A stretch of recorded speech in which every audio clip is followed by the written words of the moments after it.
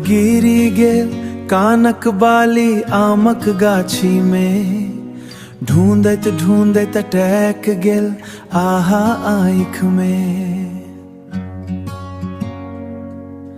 धीरे धीरे मुस्की देलिए धड़कन बैध गेल, पहिल प्रेमक बात अतसों शुरू भई गेल।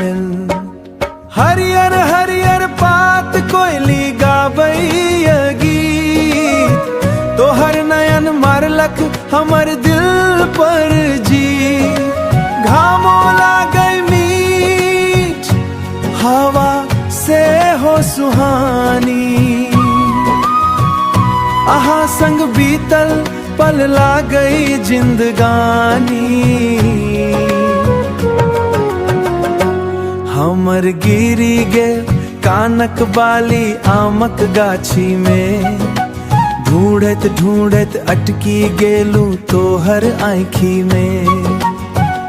आहा के हंसी सुन मन मन मोर बौरा गेल, दिलक कोना कोना प्रेम सौ भैर गेल।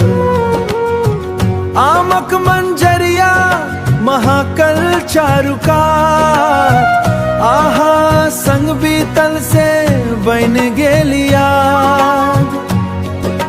हाथ पकड़ कहल हूँ छोड़ब नहीं संग, सातो जन्म धैर्य रहब आहा संग।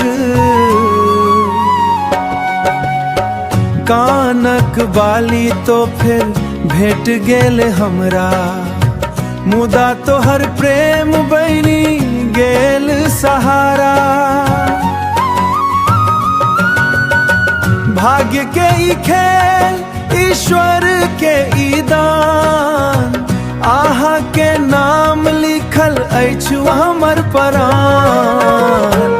हमर गिरी गेल कानक बाली आमक गाछी में, ढूंढत ढूंढत भेटल प्रेमक रोष्टी में।